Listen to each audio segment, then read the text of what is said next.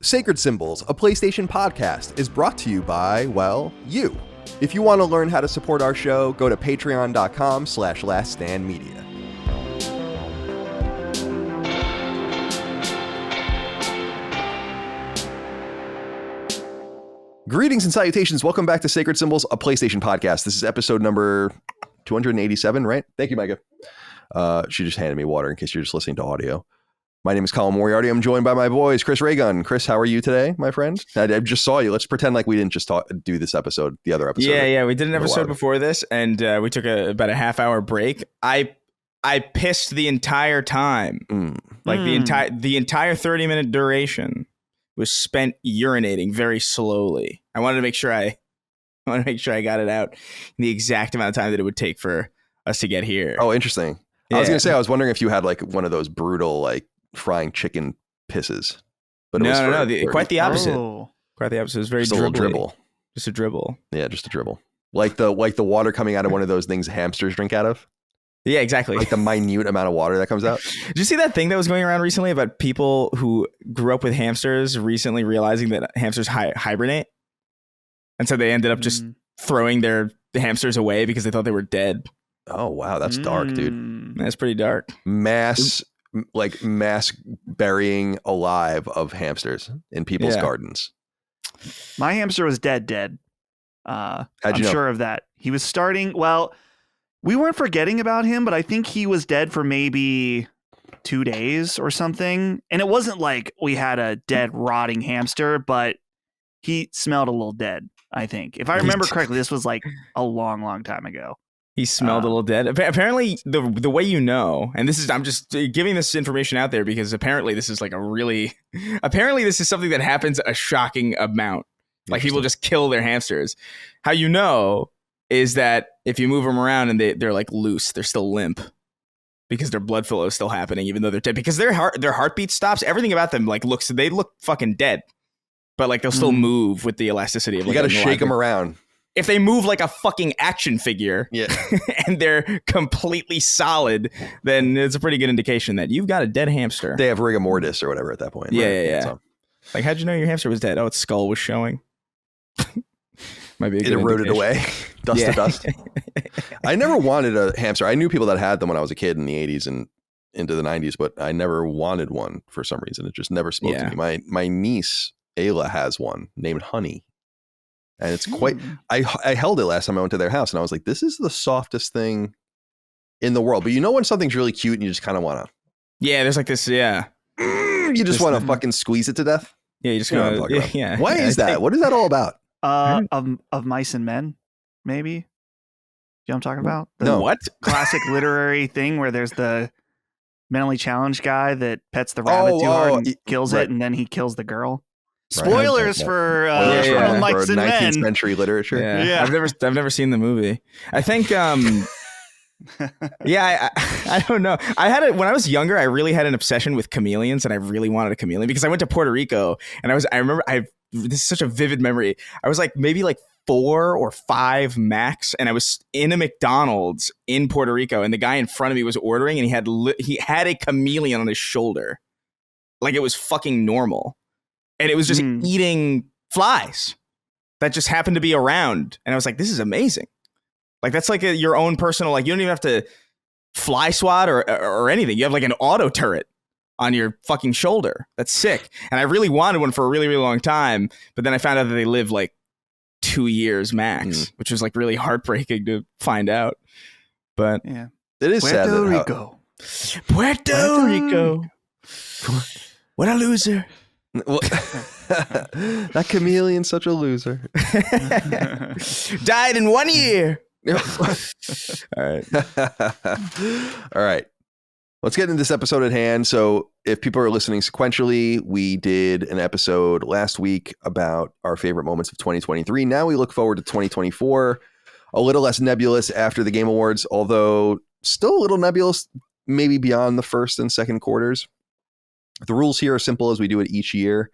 We each pick 5 games and we'll go around the rotisserie and each select a game, and we can have honorable mentions if we want. It's not a big deal. The only rule is that it has to be on PlayStation. And So it doesn't have to be published by PlayStation or an exclusive or anything like that. Just a game on PlayStation. And in fact, I was looking at last year's episode, just the description, and we said that none of our most anticipated games, I think, were PlayStation games at all on that list. So that goes to show you how it will typically go, and it might go again this year because we don't really even have anything to say. Although there are a couple of games I think we can select from the PlayStation published world. So Dustin, you went first last time. So Chris, I'll let you go first this time. You select the first of your 5 games we discuss, and we go around the horn. So go ahead and start us off. All right. Well, the first game that I'm really pumped for personally is Hades 2. I loved Hades. I love Supergiant. Bastion is probably one of my favorite games of that style ever. I love that isometric and that stylistic that style that Supergiant has, and that is so prevalent in Pyre and Transistor and Bastion and now to Hades and now Hades 2. Hades 2 being the first sequel that they've ever done, I think it's like really fascinating too. Just from a departure standpoint. I know obviously it's because it's a mega hit, unlike a lot of their other games, which have been, I think, fairly modest successes. No real failures, but definitely not as big as Hades was. So I don't know, man. It speaks to me. I loved the original Hades. I haven't played it in a long time, in fairness, but you know, it's good to know that they're still working and they're still putting out some cool shit. I would have personally maybe liked a new thing, just because that's kind of their MO up until this point, but I'm not going to slash it more Hades. Gorgeous game. Hades, of course, come from Supergiant, and it's interesting because this is definitely a totally valid selection, but the game hasn't been confirmed for 2024 for console, interestingly. So we'll see if it comes, because I think it's coming to early access first on PC, and then it'll be ported over. So it might not even make it this year, but I think that's a perfectly valid choice nonetheless. So yeah, Hades 2. And I should note too that it like the original Hades came. I remember I played the original Hades like day one in early access, and it was actually still really great. Like it didn't feel like most early access games did at that time, especially where it just like, oh, these are the bare bones. It wasn't like Sea of Thieves or something, which was like, that was a game that got pretty robust eventually, but like kind of started out a little bit like a little bare bones. There was a lot of meat on that bone even in its early stages. So yeah, you are right. The main version of the game, the 1.0 or whatever they're going to call it, is probably not next year, but it is going to be a game that people are going to be playing next year, and I think it'll be a big part of the conversation. So for sure, and it could make it. Yeah. Q2 apparently is when it will come to PC, so we will find out. All right, Dustin, do you have anything you want to say about Hades before we move on? It's not a game for me personally. I messed around a little bit with the first. I don't know. I'm not, roguelikes are hit or miss for me. So yeah. But I know a lot of people that loved it. I said in the previous episode, Ramon played it, and that's what I was telling him. I was like, that's a game gamers play. So that's how you know you've kind of graduated up a little bit, in my opinion. Yeah, I like the first one a lot. I have a funny memory in that's the game that reactivated my thumb injury. So thanks, Supergiant, for that. Hopefully I can send you any kind of medical bills related. Sure I won't blame them. Sue them, maybe. Anything's possible. But I think I really respect them that they had huge success with the first Hades, and that they could have done a game in between, but they're just leaning into it. And I hope they make a shit ton of money from this one as well. And then not that I'm not discounting Hades 2 as being a less creative endeavor. I'm sure it will be, and very different. But after that, we can see what they can do doing another new project, potentially with a lot more budget. All right. I leave it to you, Dustin, to continue on with your first game. I got to get this one. I want to claim it. I know this isn't a competition, but I know it's on probably your list, Colin. That's Final Fantasy VII Rebirth, February 29th. This is my most anticipated game currently, I think, for next year.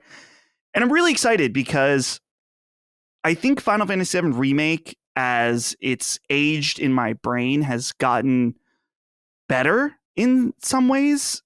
I think that the main problem I have with Remake, the first Remake, is just that it's a little bit corridor focused at points, where you have these small open worlds and then you get into a story section where you're kind of just going from point A to point B a lot of times.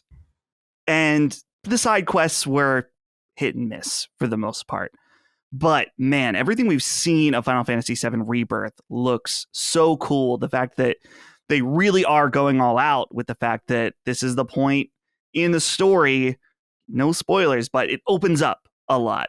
You get the world map, and so I'm sure that was a big challenge for them to figure out how they were going to do that. And so I've been trying to avoid seeing more stuff about this game, but what we have seen so far, it already immediately you see the different moments from the original PlayStation 1 game being brought to life in beautiful high resolution with the way that they've remade it so beautifully yet so faithful at the same time. And I'm so incredibly excited to see what it is. And the other thing too is just that it's not that far away from where we are now. What is it? February 29th. 29. That's yeah. it. Yeah, 29th. So really not that long to wait. And holy shit, we've got a busy February for RPG fans. And some of those other games I will mention, so I won't say them now, but Rebirth is top of the list for me. Cool. Yeah, great selection. Obviously on my list somewhere too. And can't wait to play it. And as far as Final Fantasy VII Remake is concerned, I loved it. I thought it was masterful, personally. I was totally blown away by it once I really sat down with it and got into it. How much of an experience it is. It's an interesting experience. It's meaningful, and I don't want to spoil it for people, but it's just that it doesn't necessarily rewrite Final Fantasy VII, but rather reposition what could be, is very subtle but important to me in my appreciation of it. And I just love those characters. I don't feel like a Final Fantasy game has been made since then, with maybe the exception of 16, that had anywhere close to that level of character in it. And it's cool to, Dagan and I just played 4, which has a very strong cast too. And we'll eventually get to 6 on Knockback. And those are the other 2 games, in my opinion, that have the strongest casts, like by far. So yeah, I'm looking forward to it as well. Okay. And I'm going to do a full replay of probably in early February of Integrate, because I never even played the Yuffie stuff at all. Oh, so you haven't played at 60 FPS? No. Yeah, I'm going to, because originally I was going to go back and just try to platinum it on PS4, but I just want to play the Yuffie stuff. So, and that's not even available on PS4. So I'm just going to bite the bullet and play it through here. And maybe use a trophy. I think you have to beat it twice anyway, but it would be cool I like the platinum games that I love. I like the platinum of those games. So, and I think Final Fantasy VII Rebirth is just an incredibly strong game. Or I'm sorry, Final Fantasy VII Remake is an incredibly strong game. I'm sure Rebirth is going to be an incredibly strong game too. All right. My first one that I'm going to bring up here is an interesting one, in my opinion. It's Banisher's Ghost of New Eden. This game comes out February 13th. It's an action RPG from Don't Nod. And we don't know an incredible amount about it. And I'm actually a little bit off on the trailers because I haven't watched all of the footage and gameplay that they've released, because I'm just very interested in it. So people know Don't Nod as a studio, and I think reasonably so, that did Life is Strange and Twin Mirror and all that kind of stuff. And then more like more weird kind of stuff like that Lost Records game they announced actually at VGAs, where it's more of an adventure game, more of a personal experience. But they actually got their start, as we often talk about, with a very, very interesting game from the PS3 era called Remember Me, which Capcom published in the last year of PlayStation 3's life cycle as a standalone console before the PS4 came out in that year, 2013. And as we say before, this is one of those examples of Sony walking away from a game it didn't want. And Remember Me was supposed to be a second party game at some point in its development. And so when people think of Don't Nod with Life is Strange and all that stuff and Captain Spirit and all whatever, I get it, because that's their big stuff, but they actually have a heritage of making action games and shooters. And I know that Vampire, which came out in 2018, is one of those games, and they're working with the same publisher, Focus, which at the time was Focus Home Interactive, but now is Focus Entertainment. And I need to get back and play that game, Vampire, because it's supposed to be really, really good, depending on your approach to how you like your RPGs and your action RPGs. But Banishers sounds cool to me for multiple reasons. If people go look into it, you play as 2 characters, but one of them, I don't even know if this is a spoiler or not. I don't think it is, but I'm pretty sure that one of them is alive and one of them is dead. That's kind of the vibe I get, or at least one of them uses powers of like the living and one of them uses powers of the spiritual world. And I believe you switch between them, or like harness both of their powers, which kind of sounds pretty neat. And I just want this reminds me a little bit of the game Greedfall and why I was attracted to it, though I never played it. I really would like to get to it at some point. There's something about this that's more colonial, but like this old period piece shit. It maybe even like The Order 1886. that I find really, really attractive. So as far as games that I want to talk about today that have specific release dates, and this one does of February 13th, and I remember it was supposed to come out already. And they basically admitted like we're just kind of intimidated by this field of games that are coming out right now. I don't know if they did themselves any favors actually by moving it to February or not, but they're going to try nonetheless. I'll be interested to see how it is. Vampire's kind of on my short list for holiday games. So maybe I'll have more. Maybe I won't even want to play it after that. But I platinumed Remember Me back in the day. I really liked that game. So I'm interested in giving this one a chance. So yeah, shout out to Banisher's Ghost of New Eden. That has a date of February 13th, 2024 on PS5. Any takers on this one, or am I going to be the only one playing this one? I'm curious about it when reviews drop and there's more to see about it. I remember the trailers and it getting revealed, but I haven't really looked at much into it since then. So yeah. Maddie always talks so highly about Vampire. Is it Vampire or is it Vampire? Vampire, yeah, I don't know. I don't know either. I don't actually know. Yeah. All right. Let's stick with you, Dustin. It's time for your second game. Wait, is it really? Oh, no, it's not. No, I'm sorry. It's not. It's not. You're right. It's Chris. I'm sorry. I was going to sound like I'm having a... You're right. You're Chris, I'm sorry. It's time for your second game. All good. Let's see.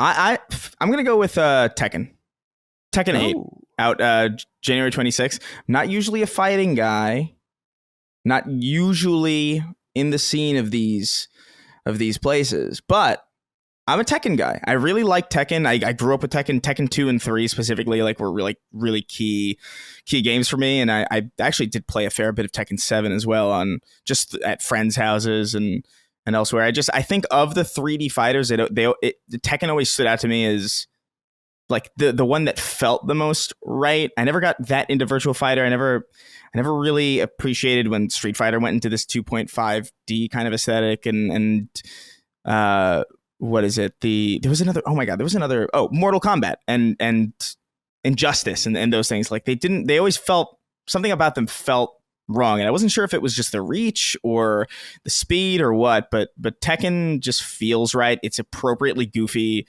It's just such an absurdist take on a serious world. I love Tekken, and I'm really into it. Ever since I could play as a fucking bear, for no reason, I was just totally in. So Tekken 8's probably a big one for me. It's also pretty, fairly imminent. Both kind of from the time when we're recording this and also definitely by the time you hear this. Yeah, January 26th, like you said, PS5, Unreal 5 game, which will be interesting to see as a fighting game. Yeah. Was it the first fighting game released as an Unreal 5 game? I don't know for sure. I think it might be. I don't personally have interest in this, but I don't want to say no, but I think Cog is a big Tekken person, isn't he? Mm-hmm. So I'm sure he'll be all over this too. He'll probably want to play with you. All right, Dustin, now it is your turn. Now it is my turn. I'm going to go with my second most anticipated. It's going to be Persona 3 Reload on February 2nd. And this is the perfect release for me because I've never played Persona 3. I've started it on, I think I had when you could download certain PS2 games on your PS3. I started it that way. And while I enjoyed the story and was really intrigued by it, it was really tough to go back. It's procedurally generated dungeons that don't change like Persona 4 and very much different than Persona 5.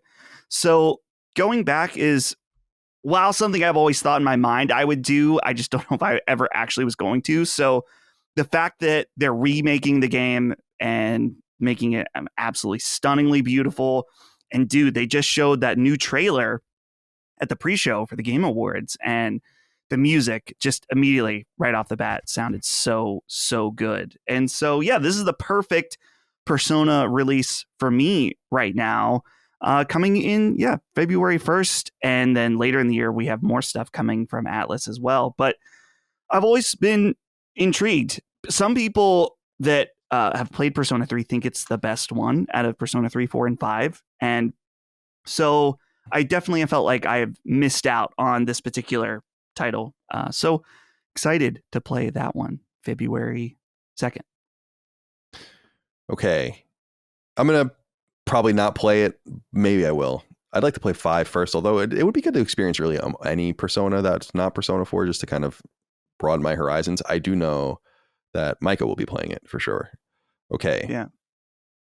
How about, let's get this on the board. Helldivers 2, February 8th from Arrowhead, finally.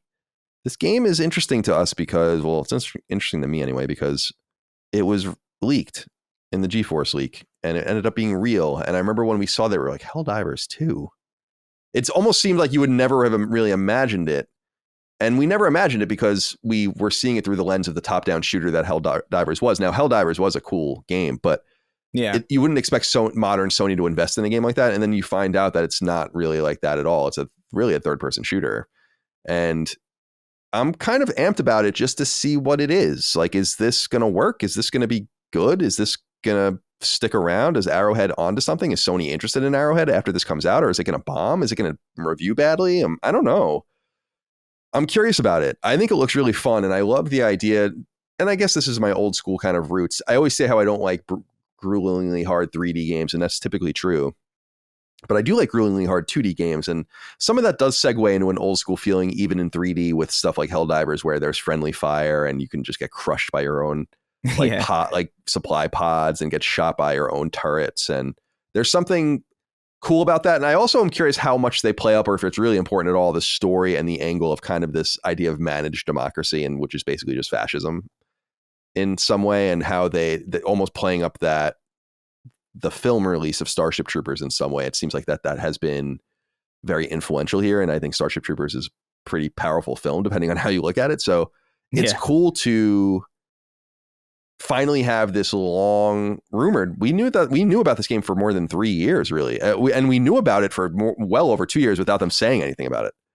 And so, and even do you guys remember that I bring this up, but it seems like I haven't seen it, but there was that piece of a trailer from original Helldivers 2 that got leaked that had like it had the old style, like Sony Computer Entertainment thing on it. Like there was something about this game where they at some point, I think, redid it or made it something else, made it something bigger, saw the potential in it, maybe got glimmers of this games as a service future, and said, like, we can kind of drag this in here if we just give it a little bit more attention and maybe make it into something a little bit more digestible as opposed to something more niche, like a rather a top-down shooter.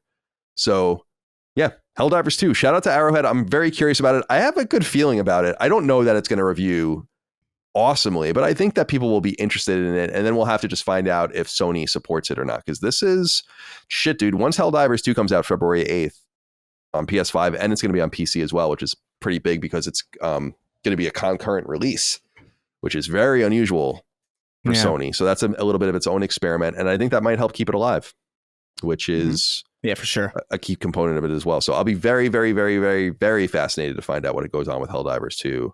And then after that, as far as second party is concerned, it gets a little dicier in terms of what's even coming. I mean, you have Rise of the Ronin and all that shit too, but maybe someone's going to bring that up. So, all right, I'll leave it there. Oh wait, hold on, but Colin, I wanted to confirm with you. Oh yeah, please. Helldivers 2. This one, the more I see of it, especially, I think was there something just at the Game Awards, right? They had a trailer there. I am excited for this game. And Chris, you and I talked about Lethal Company recently. These are not similar games really at all, but I was thinking, I hope they incorporate proximity chat into Helldivers, where it would be, if you see your friend and he's saying like, oh, I'm going to shoot, and then he mid sentence gets cut off by, a landing thing or whatever, a pod landing on him, and then you just can't talk to him anymore. He's dead, or someone screaming because they're getting attacked by a monster and then they're just gone. It could be really fun. And I gotta say too, I'm buying this, but not on PlayStation. I'm getting this on the PC platform, just because that's really where I want to go when I'm playing multiplayer games. And this is one for the boys, and we're going to be playing there. So I'm really, really curious about it. I think you're right though, Colin, that I can definitely see a world where this gets a 75, 80. I don't think it's going to light the world on fire, but I think it's definitely going to be good for a romp with the boys. I'm kind of curious, Colin, what your experience will be like playing by yourself, if that's even going to be satisfactory at all. Yeah, I liked playing Helldivers 1 by myself. I played most of my Helldivers multiplayer experience happened in pre-release. And it is necessary to play it that way, but they were explicit that the game can be played by yourself. Yeah. So I'm totally fine with that. And yeah, maybe we'll see. I mean, maybe I'll want to jump on with people. I just doubt that. And we'll find out what happens. But yeah, buy the PC version. I think that Sony will be paying very close attention to this game as far as how it does on PC as well. So I'm sure that will make them bullish. Okay. Let's see. It goes back to you now, Chris. All right. So my next pick is Little Nightmares 3. I can't remember what the exact date for this was, but it's definitely next year. Little Nightmares 3. What's the release date on it? Why is it being weird?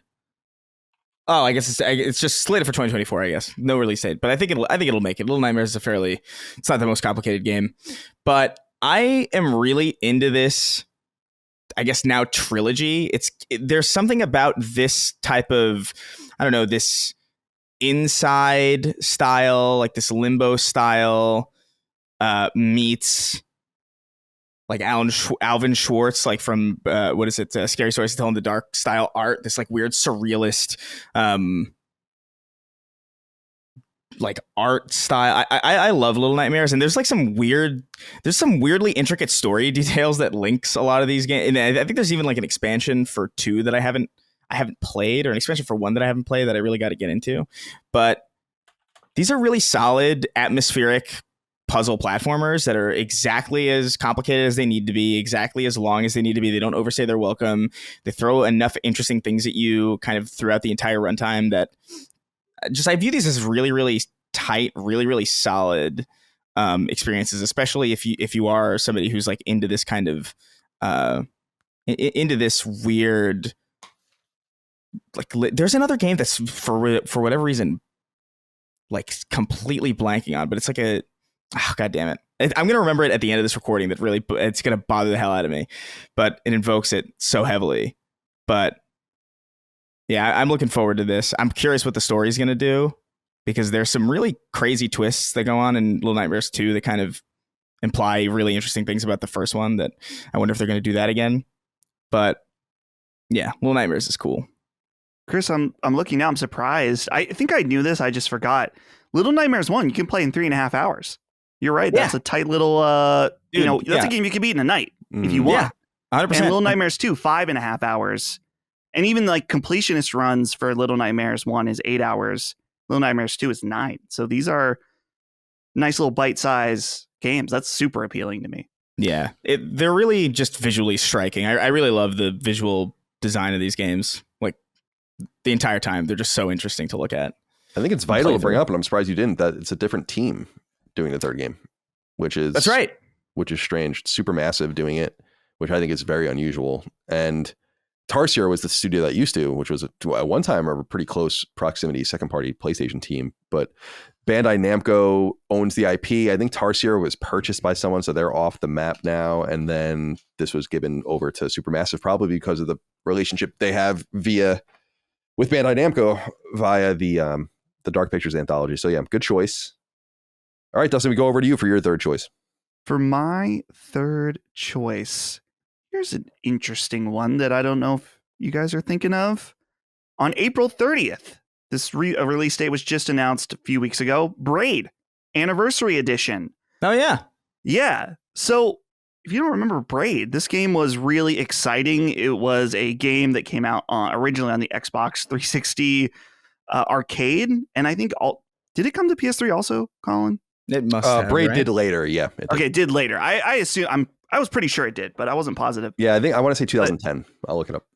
I ended up playing this game on PC because I recall that it was in one of the original Humble bundles when that was kind of a new and novel thing. Yeah. So that's how I got it.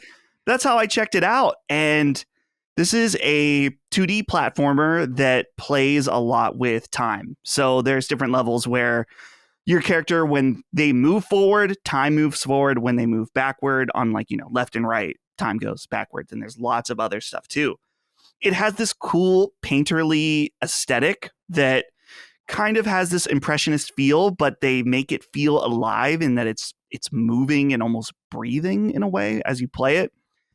And this anniversary edition got announced, 2 or 3 years ago. It's been a long time in the making, and finally we have a release date. And they said about how it's really in depth in terms of there's like different director commentary aspects of it.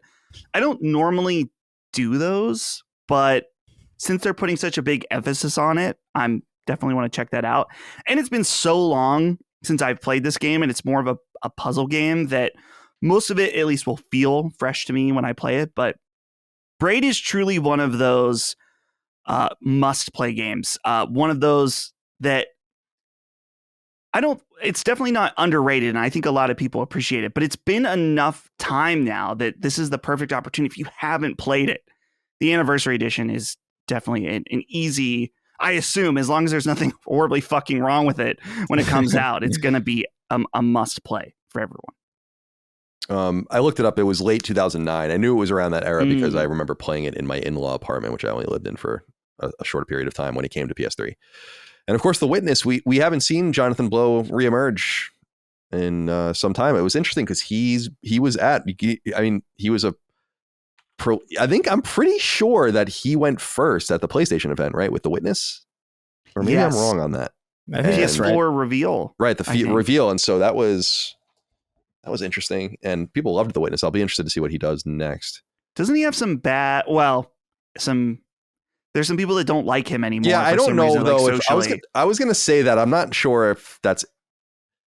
I don't want to echo that because he has a whole thing on Wikipedia here about like public image, being called a prickly genius and blah blah blah, and like he basically is just very outspoken about the industry itself, which is fine, but I don't think it's any. I'm always skeptical of that shit because of the way people talk about me. Where I'm like, I don't know about that. Oh yeah, Okay, I am up. Let's see. God, I have a huge list of games here. Oh boy. Oh boy. We already did that one. I was looking at that one. We already did that one. How about, I don't know. I guess if we're going to do re-releases, I was pretty amped about, I'm trying to leave things that I think you guys will choose so that we don't step on each other's toes here. Because I want to have an equitable list here.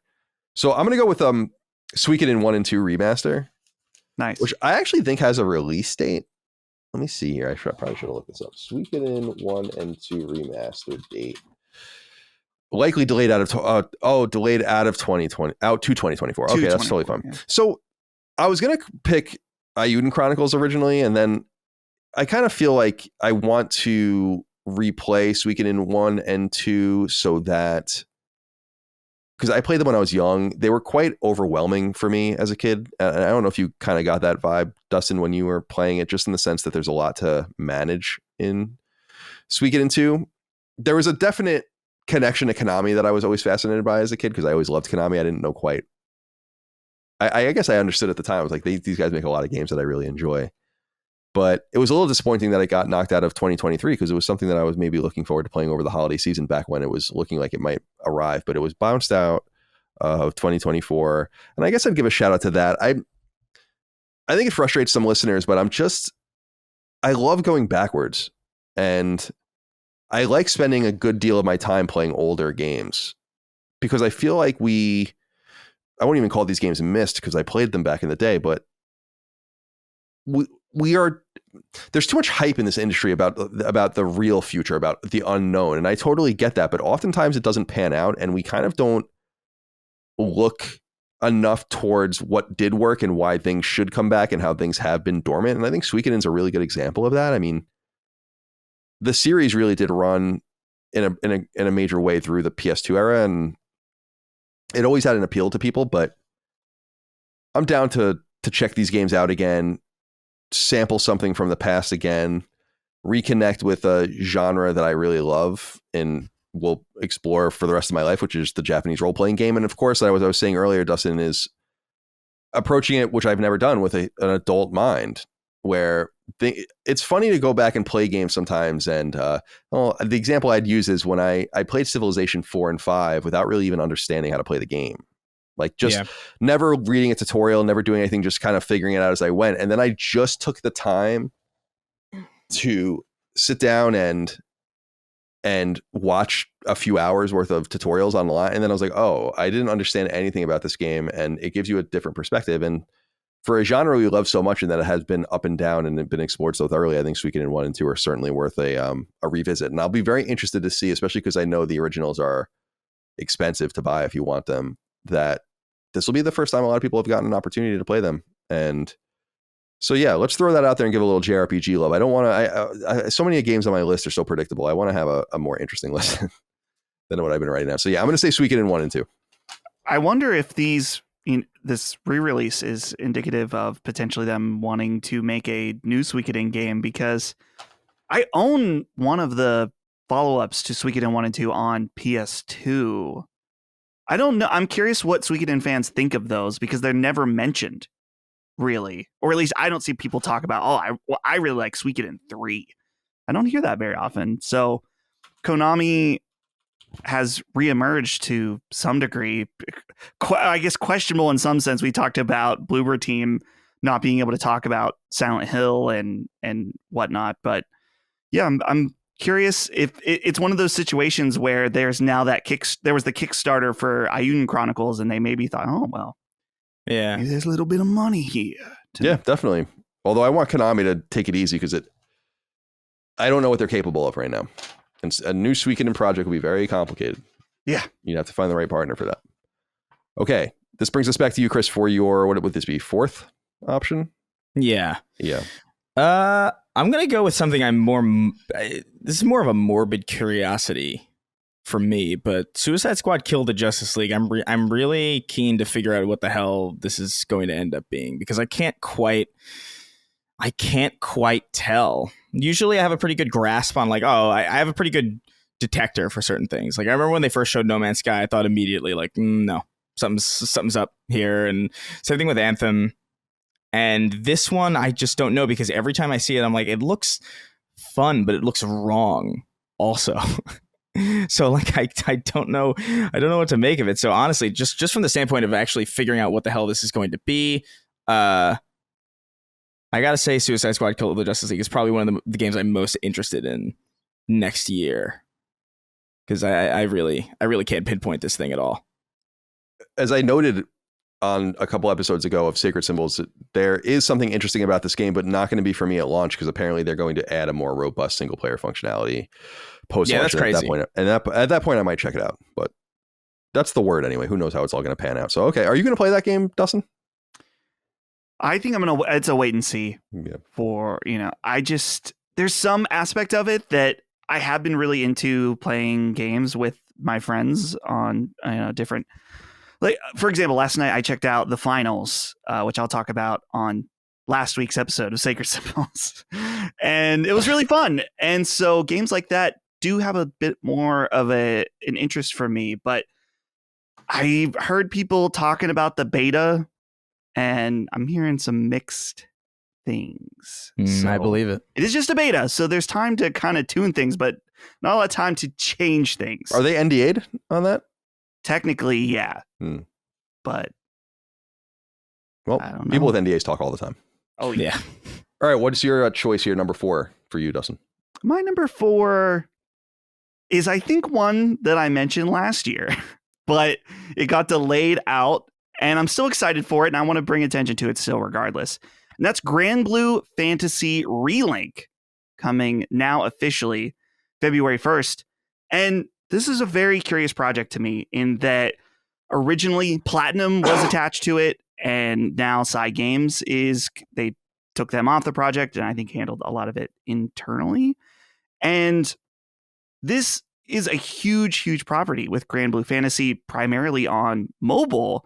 They recently made those Grand Blue Fantasy fighting games. I don't remember what they're called, but those were very successful as well. Fantasy Versus or something like that? Yeah, Fantasy. And what team is that again? That's Arc System Works, I think. Arc System Works, right. Yeah. So there's definitely something going on with Grand Blue Fantasy beyond just the mobile games. And so looking at it, the animations and the colors on screen all looks really beautiful. And I'm also curious about this aspect I'm seeing when I was just trying to research and learn more about it without going too crazy and spoil stuff, is that there's a big emphasis that the game has a lot of co-op in it as well. And so as a fan of action RPGs, and the combat kind of reminds me of Tales in some ways as well, I think this has the potential to be something really special. And I wonder if Grand Blue Fantasy will be able to become a more big name, kind of like Persona did in the last maybe longer than 5 years now. That was 2017. So do we have another Japanese RPG contender on our hands here with Grand Blue Fantasy? We'll see. It's been in development long enough. It's been I was going to say it's been in development very long. They first showed footage of the game when I was still kind of funny. Dang. That's how long it's been. And that was, I think, during the Platinum, like when Platinum was working on it, and then Side Games brought it internally, like you said. Yeah, so it's got a date of February 1st on PlayStation 4 and PlayStation 5. It's a console exclusive, which is interesting. So Sony somehow secured that, and it might be a good one for them. The Grand Blue Fantasy versus Fighting game is also a PlayStation exclusive that came to PS4 in the early days of COVID, March 3rd, 2020, which is probably why I got lost in the mix a little bit. But it got decent scores, 78 on Metacritic. It's not off the beaten path. Arc System usually does a little better than that. Okay. It's on me now. So a game that I am very, very intrigued by that I'll select next is Pacific Drive. And this game was recently dated as well for early, or it was said that it was going to come in early 2024. I think it might have gotten a more specific release date since then. I'll look after I'm done talking. But Pacific Drive, it's being published by Kepler. Ironwood Studios, a studio in Seattle, I think, is making it. Kepler published Sifu, that game Chia, that questionable game Scorn, and so on and so forth. So they're kind of like a newer publisher. And I've expressed this before, and I don't know if people out there feel it. I kind of even look for shit like this, and I don't know exactly how to search for it on YouTube and elsewhere. It's like I like cozy hideaway spaces where it's implied that you're kind of like set up, encamped, and hiding. There's something really fun about that to me. So an example is when I bring up a Resident Evil game and you come into one of those rooms where there's a typewriter and there's like a bed, and you don't do anything, but it's implied like you can kind of chill here and hide away and recover and figure things out, look through your gear and all of that. I don't know why, and I don't know if that's just like a very unusual thing, but I find that very attractive as a design, because it's just like you're slinking around and no one really knows where anyone else is. And so you can just kind of post up. And Pacific Drive is all about that. And what I love about that is that, so it's a first person game. It's like an action kind of survival game, but you're basically in a car driving around, and then you bring your car back to your garage, which is your home base. And there you upgrade your base, you upgrade your car, you make it more robust, and you're kind of like away from danger. And there's just something very attractive about that. I don't know. I don't know how to really explain it. And I said earlier that I look sometimes on YouTube like for, it's like hideouts or something, and it's always something stupid, like a child's hideout or some historic gang hideout or something. And I'm like, no, like it's almost the closest thing to it is almost like stealth camping or something. That's like the closest that analog to it. But so, yeah, I don't know. I'm looking forward to this game, Pacific Drive. This is something that Sony did secure as a console exclusive. It comes to Windows at the same time that it'll come to PS5. It was shown again, I think, at the Game Awards, although maybe in a commercial, but I didn't pay attention because I didn't want to spoil anything. Is anyone else interested in this? Oh, yeah, it does have a date. February 22nd, 2000. I knew it. February 22nd. So in that right wedged in there. So I'm really looking forward to this one. Anyone interested? Or am I alone? Yeah.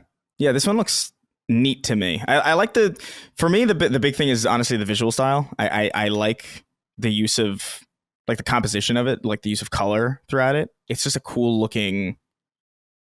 It's just, I like this hue or this tone. I don't know if I necessarily care too much for the idea. I'm curious about the fact that this is a car game. Like, I'm really curious how they're going to make that work, because usually this isn't really the avenue for vehicular gameplay of any kind. So that's kind of interesting to me. It's intriguing. So yeah, I definitely want to check it out. Are you gonna check it out there, Dustin? I think it looks cool, but I'm not particularly super drawn to it. So it's, again, one of those that if it becomes immediately clear after it comes out that it's a game that I would like, I'll check it out. I'm open to trying out almost anything. Takes place in Washington State, which is cool. And was that a sexual joke? It can be whatever you want it to be. Yeah. Whoa. Babe. New year, new him. We're all running on fumes at this point. Everyone's being a little delirious. Ooh. Ooh. All right. One last game from each of us. We'll go to you, Chris, for your final selection. All right. I'm gonna be the asshole. Destiny 2 Final Shape. I know it's technically cheating, but I gotta know. What the hell. This has so much significance now, especially after everything that's happened with Bungie in the recent term that we've been discussing the news and just all the stuff with layoffs and their impact on the Last of Us factions and the delay of this thing to polish, even though I mean the delays clearly because they lost like 10% of your workforce. And just the fact that a lot is riding on this and the fact that it is also like all that external outside of the game drama by itself would be enough of an interesting reason to focus on it. But the fact that this is supposedly, the end game of this story that they've been telling for a long time, the wrap up, following a really, really lackluster, from a story perspective, expansion in Lightfall, there's just kind of a lot of pressure on this thing to do well commercially, but also critically, quite honestly. Like I think they're gonna need a win. And if this ain't it, if they fumble their end game, that's a big problem. So I'm just really curious to see how it's going to shape up. I've been playing this game for a really, really long time. I think I'm ready at this point to be like, okay, once this is out, it's the same thing with my Marvel relationship where I'm like, okay, cool, Endgame's out. Not really going to watch another one of these unless I hear objectively good things about it or there's some other reason to see it. But this is going to be a lot of people's exit point. So I don't know. That alone is fascinating because Destiny's never really had that before. So yeah, that's my main. That's the last one for me. You said it was cheating, but it's just because it's a expansion. Because it's an expansion. I don't know. I don't know. I don't know how anything works anymore because Cyberpunk apparently is an ongoing game. So I've got no fucking clue what this industry considers what. And Dave anymore. the Diver is independent. Yeah. So it's all up in the air. Okay. Well, good selection. Dustin, are you going to play? No. Well, I'm so conflicted. I do have a soft spot in my heart for Destiny, but I did not play anything since Witch Queen. So that was the best one. Yeah, I'm too out of the loop to really. I feel like I try to go and remember what happened with the story, which I barely had a grasp on at the time. And now so much shit has happened, and they just randomly throw it in a short cutscene mid-season that I feel too lost to go back. Really? Yeah, you gotta buy the 2,000-page lore textbook from the Bungie store and read up on it before you even have any fucking semblance of a clue. All right, last one for you, Dustin. I think I'm gonna go the Chris, if you want to say cheater route. I could talk about Project Fantasio Metaphor, but we just talked about that. That wouldn't be that interesting for the listeners. So let's talk briefly about Elden Ring, Shadow of the Erd Tree. This was pitched as a DLC, but now, this coming February, Elden Ring will have released 2 years ago. So this DLC, I kind of wonder at this point if they're going to just make it a standalone release or something along those lines. I mean, even if it's somewhat of a standalone release that it's made with a lot of the same engines and kind of used Elden Ring as a jumping off point. Maybe it's not Elden Ring 2, but it is a standalone release called Elden Ring Shadow of the Erd Tree. That would be awesome. I'd actually prefer that than going in and finding a portal that you get by rubbing a a ring and a used napkin together with, some kind of weird Dark Souls DLC summoning shit. I would way prefer if it was its own thing. And they've been so quiet about this. It was just, I think, after they won Game of the Year, maybe January, when they showed us that one image and said, hey, we're working on DLC for an expansion for Elden Ring, which is, their biggest game yet. And so obviously that was really exciting. And they have been doing other stuff too. They released Armored Core this year, won Best Action Game. So they're still, firing at all cylinders. I don't know exactly what their structure is there. I assume that they have two teams going at the same time. But I think about it like this. The last 2 years since Elden Ring released, they could have been working on Elden Ring 2 and moving on to their next main release. But instead, they've been working on a DLC. Yeah. That just seems odd to me. Seems really weird. So I'm wondering if sometime in 2024, we're going to get an announcement that a little something extra with this. All right. Finally, from me. Let's see. There's so many choices. All right. I think this was on my list last year, so I'll bring it up again because it didn't come out, which is Mina the Hollower, the Yacht Club game. It was supposed to come out in December, as you guys might remember, and I didn't support it on Kickstarter. I thought I did, but I actually didn't, so I can't see their posts. They last posted November 15th for their subscribers or for their supporters only. They did have a lot of them. They had 21,439 backers, bringing $1.2 million to the game. For people that don't know, Mina the Hollower from Yacht Club, the studio that did Shovel Knight. Been a long time since they put out a new game. They have published a couple games, but no internal development. So that game, Cyber Shadow or whatever, that game was fucking dope. They published that. Yeah. But they didn't make it. And they've been working on this game for a while, and it's a Game Boy Color inspired Zelda-like game that I think would be most akin to the Capcom Game Boy Color games, Zelda Oracles of Ages, Zelda Oracle of Seasons. And I fucking loved those games when I was in high school. Loved them.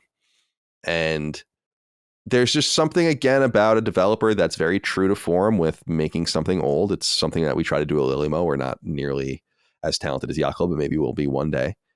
And so I definitely want to show them my love and support. I don't know if they've been as peculiarly silent publicly as they have been privately. Maybe people they're saying things behind the scenes and are just, that stuff's not leaking out as far as when the game's coming. But I didn't ever see a release date update.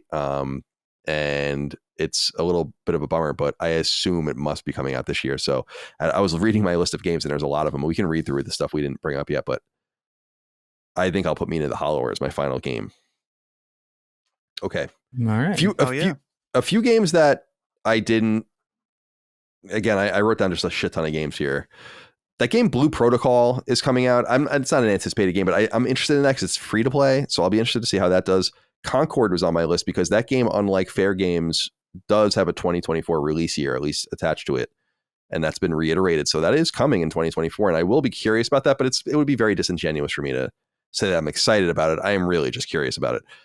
Metaphor ReFantazio, like you said, is on my list as well. That game looks fucking dope. That's one of the things where I was like, I'm going to leave that to Dustin. There are a few games where I was like, I'm not going to touch that. And that was one of them. Witchfire is the game from the astronauts. That looks super dope. The guys that did The Vanishing of Ethan Carter. It's been in development for a really long time, but it looks like a really fun magic shooter. And you know how I love my magic shooters. Let's see. I put Star Wars Dark Forces Remastered just as a personal one because that's a game I really love. I loved Dark Forces when I was a kid. That was a rare PC game I had. And there were good ports of it as well on PS1 and elsewhere, but that's where I played it on PC. And that might be a game I actually play. Unlike Star Wars Outlaws or whatever, which I just don't think I'm going to even bother with, I think that I might go back and play like a more pure Lucas Arts adventure. I put Alone in the Dark here, just curious about it. I don't think it's an anticipated game of mine. I want to see how it is. Stellar Blade is apparently coming this year. Oh, yeah. And so that will be interesting. I put G.I. Joe Wrath of Cobra on here, but it is not a PlayStation game. It's only announced for PC and Switch. But that game looks really cool. It's like a G.I. Joe beat 'em up. The game Lost Soul Aside, we haven't seen that game in a while. Another game we haven't seen in a while is Little Devil Inside. Oh, yeah. What happened to that? No idea. That game was announced such a long time ago that they said that it was coming to Xbox One. So I don't know what's going on with that one. And then Ayuden Chronicle 100 Heroes. Are you going to check that one out? Yeah, Dustin? I'm really curious about it. I feel like I need to finish Suikoden 2 before I do that. It would feel wrong not to, but it's some Kickstarter games, they have so much hype and then they come out and then it's not quite what people were hoping for. So I'm definitely, I have my eye on it, and I have been for a while, because people didn't really, they released that other game too that wasn't quite the same format that people were kind of mixed on. So yeah, I don't know. And then finally, and this was another game I didn't want to bring up because I didn't know if you were going to bring it up, Dustin, but you didn't, was Level 5's Deca Police, which looks pretty cool. It's the it's like the detective role-playing game, and it was recently delayed. It's also going to be on Switch. So shout out to Deca Police. I think that game looks cool. But this game, the reality is that I was reading like all the different websites in preparation for this. They like GameSpot, Game Informer, a few of them have like these really comprehensive lists. But when you cross-reference them, you realize that they're not. None of them as individual are truly comprehensive. And then so you think things are missing. But then what you realize when you look at this stuff is that a lot of the stuff just doesn't have dates or even years attached to them. So it felt a little weaker this year in the year coming up. But I think it actually is probably going to be pretty strong. I just don't think we know a great deal about what's coming yet. And some of these games are just a little late in coming. So yeah, shout out to those games. Any games you guys want to shout out from your lists, or are we good to go? Dustin, anything for you? The only extra I had on there was Metaphor, but it's I was trying to think, because I also felt like looking through the list that there's a lot of stuff that I'm excited for, but it feels a little more slim, even if I'm looking, and I know we're not talking about this show, but with Nintendo, Paper Mario RPG, and I mean, they're going to release a whole new system, which is why it seems like it's just a little bit quiet, but even outside of PlayStation, I thought, man, there's just nothing that I feel like insanely excited for outside of the few games that I mentioned here. So we'll see if 2024 can live up to 2023 and its insanity. Anything from you, Chris, before we wrap it up? I mean, I just had Rise of the Ronin there out of curiosity, and I did have Stellar Blade as well. But I don't know, man. I don't want to be. I don't want to be too much of a pessimist, but I'm getting a bad feeling, and I don't know why from 2024, because there's some stuff here for sure, but I feel like maybe it's just because we had such a good year this year, like an uncharacteristically good year, that next year is just kind of going to feel inherently worse. But I'm getting I don't know, I'm feeling 2014 vibes. Oh, interesting. I don't know, and that could just be for me, by the way, because like my type, it's kind of like how Colin, you kind of talked about how this year is like really, really good overall, but not a lot spoke to you specifically. I think that might be what's happening for me next year. Because there's definitely a lot, but none of it's singing to me. You know, none of it's summoning me like the little smell lines off of a pie on a windowsill. Sure. I'm not getting that feeling from anything in 2024 so yeah, far. Also, it doesn't help that we don't know fucking anything about what's happening for most of the year. But yeah, there's a timidness, it seems like, right now in saying anything, maybe because of Nintendo in some sense. Some people might have to wait to go with Nintendo, and there are others that might want to just avoid it entirely, because you'd be foolish to fuck around with that. I think at this point, I think from Wii U to Switch, I think people were probably a little more cavalier in how they would deal with that, but you can't go into this new generation thinking it's going to be the same as that. So, because it certainly wasn't. So, and yeah, this year, 2023, it's true. There were like all these big bangers, and yet the game I thought was by far the best that I played, Final Fantasy 16, didn't even seem to be really in serious consideration for Game of the Year. So, okay. That's it. Shortest episode of Sacred Symbols ever, maybe. At just about an hour, but that's all we have to say. These are the games we're looking forward to. We hope you guys are doing well out there as the holiday season begins to wrap up soon, but you still have a little bit of time. So be well, take your time off and enjoy. And if you're out there working or grinding or whatever, hope you're doing well too. Chris, goodbye to you. Let's go around the horn and say goodbye. Chris, goodbye to you. Goodbye, everybody. I'm going to go film a bunch. I got a lot of work to do. Cool, man. Godspeed. Yeah. Mm-hmm. And Dustin, goodbye to you. Goodbye. My wife is leaving me tonight temporarily, not permanently. And there's no food in the house, which means I'm going to order a delicious cheese pizza just for me. Not cheese, actually, but just like Home Alone. I will be ordering a pizza. Where for from? myself. Oh, I'm going to PJ's, dude. Yeah. Papa John's. What What am I supposed to do here in Western PA? What are you going to get on it? What am I supposed to do? So, What are you going to get on it? Oh, what am I going to get? Oh, just pepperoni. I'm just a simpleton when it comes to That's entirely toppings. fine. I don't want to do any. I would argue though that from Papa John's, like from those chains, yeah, the more overstuffed pizzas are probably better actually. Like I think if you went to like a normal like local pizzeria, I think cheese or plain and pepperoni are probably the best. Like you don't need to overcomplicate it when you're going to that place. But like Papa John's, I'm loading that shit up with everything because I need to mask the fact that it's a cardboard pizza, you know? Dude, I'm tired of people shitting on Papa because I think it's, I don't know. You can just say, I'm in Western PA. I don't know any better. I've had many great pizzas. I'm not saying Papa John's is as good as those. it's not bad. Yeah. I'd say it's actually pretty damn good. Do you remember remember when Papa John's, the CEO, was like warning everybody of... Because didn't he have like a whole reckoning? Yeah, the day of reckoning will come. Yeah. And then the pandemic hit. Wild. I've eaten 30 pizzas in 30 days. Yeah, that was the other thing when he was like eating all the pizzas, studying the pizzas. That was interesting. Yeah. All right, my friends. Well, thank you for joining me today for this brisk episode. Thank you all out there for your love, kindness, and support of Last Stand Media. Patreon.com/Last Stand Media for early ad-free access. LastStandMedia.store for merch. Cannot speak. Tired. We're almost done. We're almost through this. Because we've been doubling up a lot just for you out there. We appreciate you. We'll see you next time. Until then, goodbye. See ya. Take care, guys.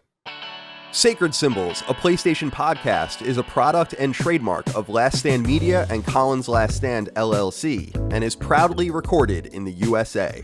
The show is conceived by, is written by, and is directed by me, Colin Moriarty.